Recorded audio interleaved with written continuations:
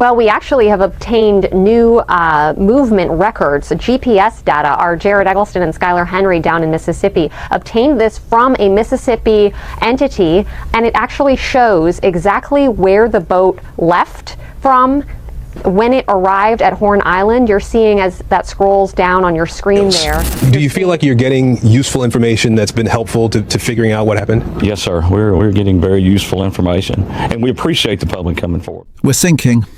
3 words said calmly into a dispatch line by someone whose name you don't know yet, on a boat you can't place yet, at a moment nobody had been able to pin down on the public record. Until now. This video covers the death of a real 18-year-old under active investigation.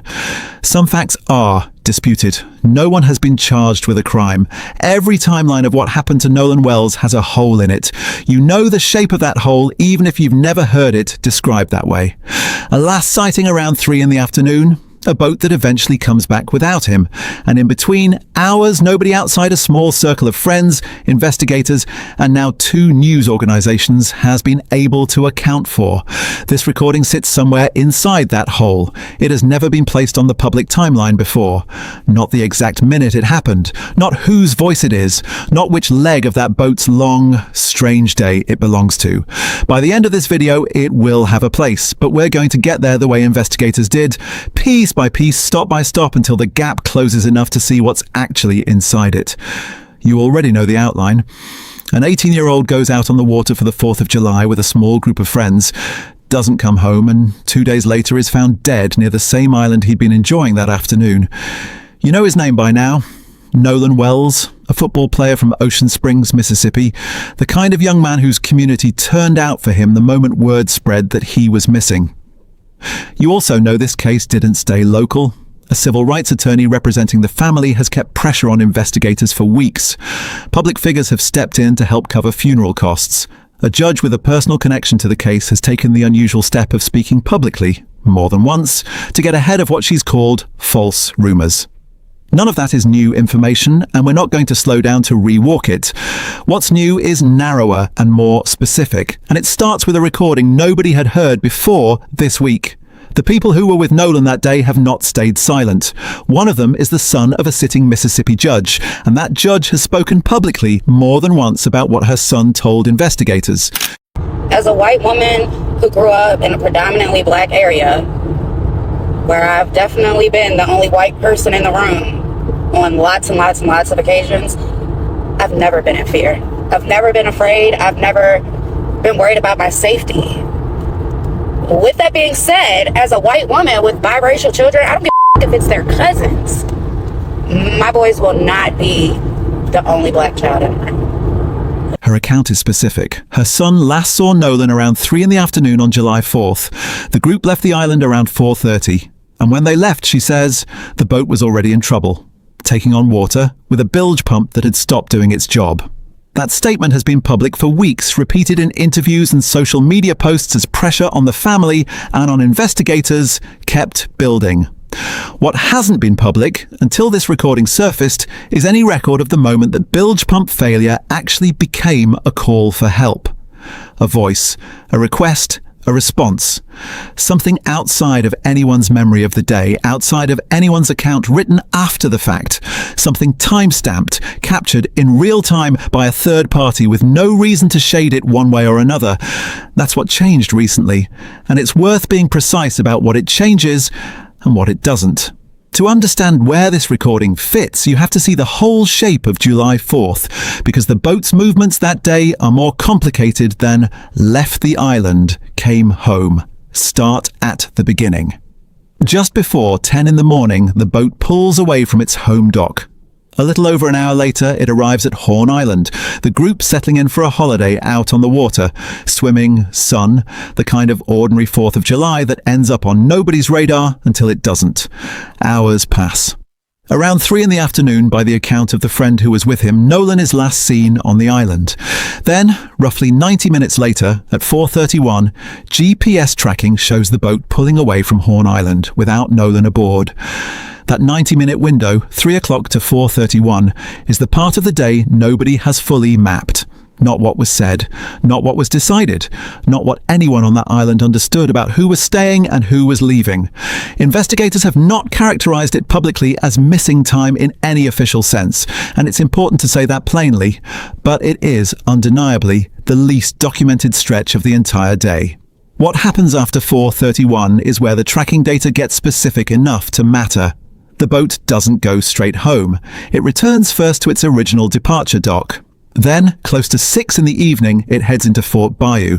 By 6:06, it's back at the dock again.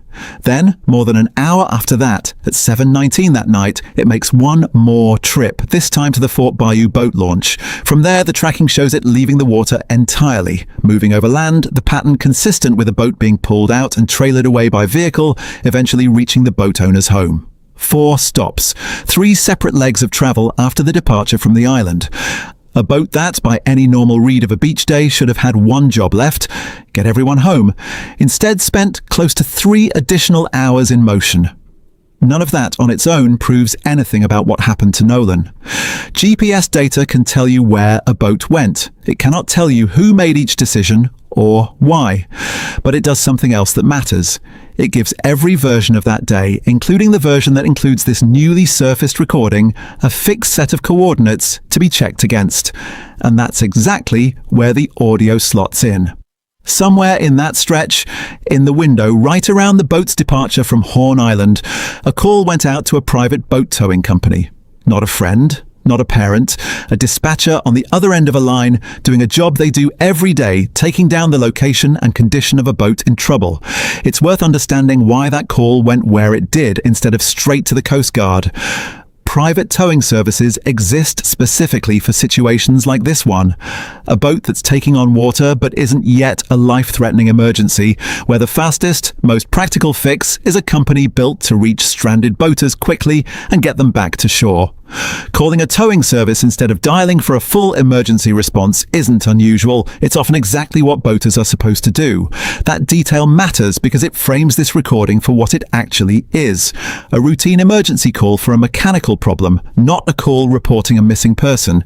Nobody on that line at that moment was talking about Nolan at all. The caller identifies where they are: the west tip of Horn Island, and explains what's gone wrong. The bilge pump, the same one Judge Cole would later describe publicly, has stopped working.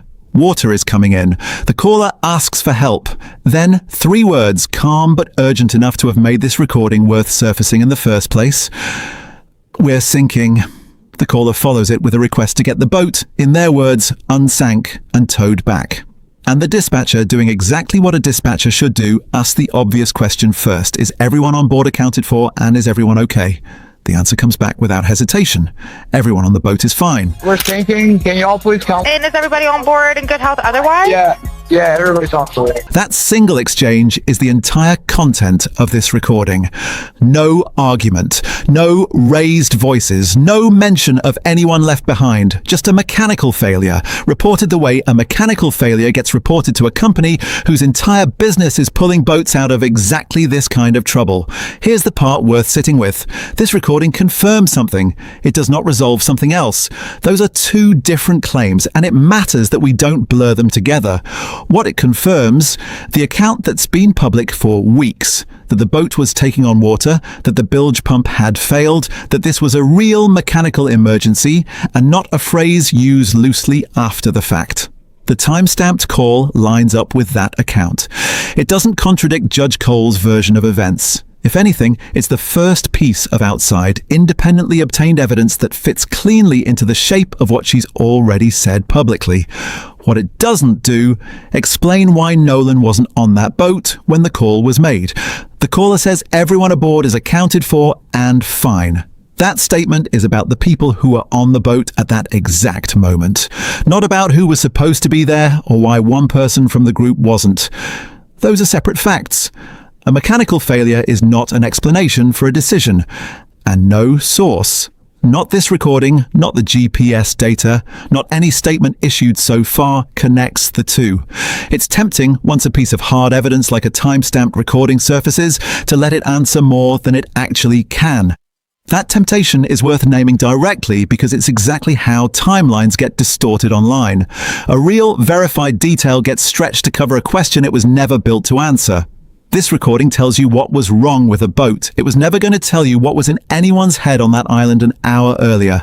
That distinction is the entire reason this story hasn't closed, even with a recording and a full GPS trail now in hand.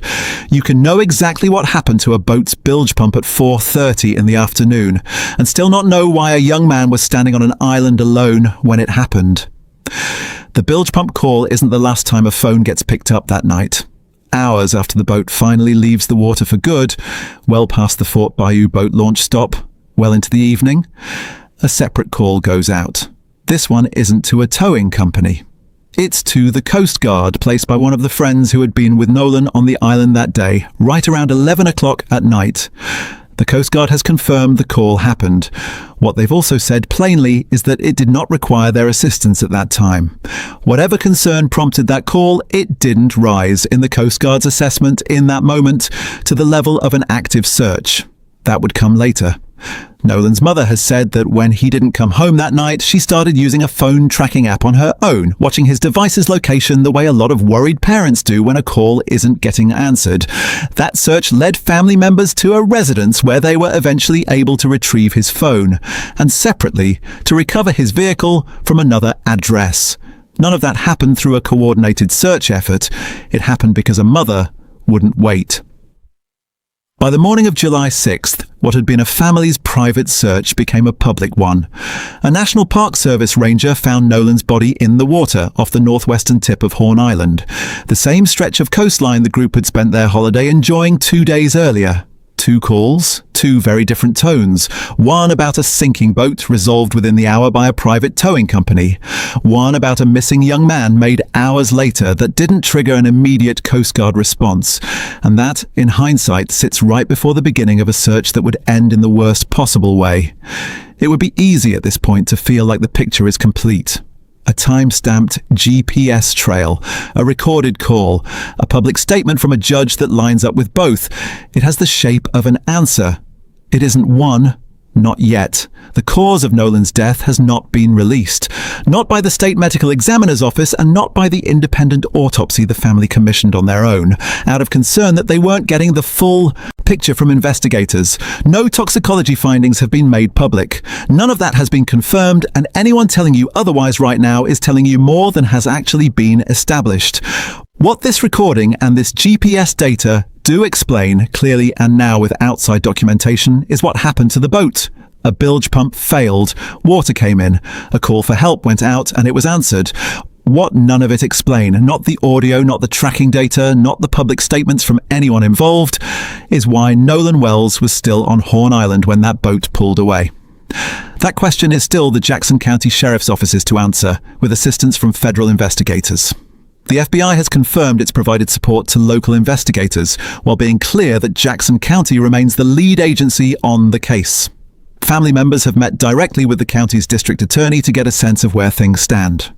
And once the investigation concludes, the family's attorney has said the findings, along with the results of both autopsies, will be placed in front of a grand jury. That's a slower, more deliberate process than a lot of viewers following this case might want right now. It doesn't produce a headline overnight, it produces sealed findings, private reviews, and eventually a decision about whether anything about that day on Horn Island rises to the level of a criminal case. Nobody outside that process, not this recording, not the GPS data, not any public statement made so far, gets to skip ahead to that answer. Until then, what we have is a boat's timeline, filled in a little more completely than it was last month. Not a resolution, a better map of exactly how much ground is still uncovered. Cases like this rarely move in straight lines. They move in exactly this shape. A quiet stretch, then a document, then a recording, then another quiet stretch while lawyers and investigators do work that never makes it to a camera. This was one of those documents. It closed one small gap and in doing so made the larger one, the one at the center of everything, impossible to ignore. If you want to be here when the next piece of this timeline surfaces, subscribing is the easiest way to make sure you see it the moment it's confirmed.